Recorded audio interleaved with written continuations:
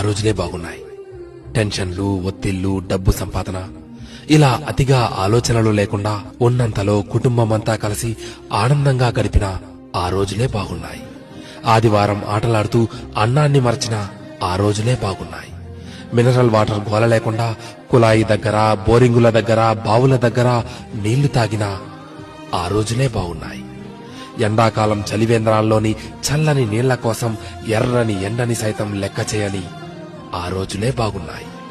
వందల కొద్దీ ఛానళ్లు లేకున్నా ఉన్న ఒక్క దూరదర్శన్లో శుక్రవారం చిత్రలహరి, ఆదివారం సినిమా కోసం వారమంతా ఎదురుచూసిన ఆ రోజులే బాగున్నాయి. సెలవుల్లో అమ్మమ్మ, నానమ్మల ఊళ్లకు వెళ్లి ఇంటికి రావాలనే ఆలోచనే లేని ఆ రోజులే బాగున్నాయి.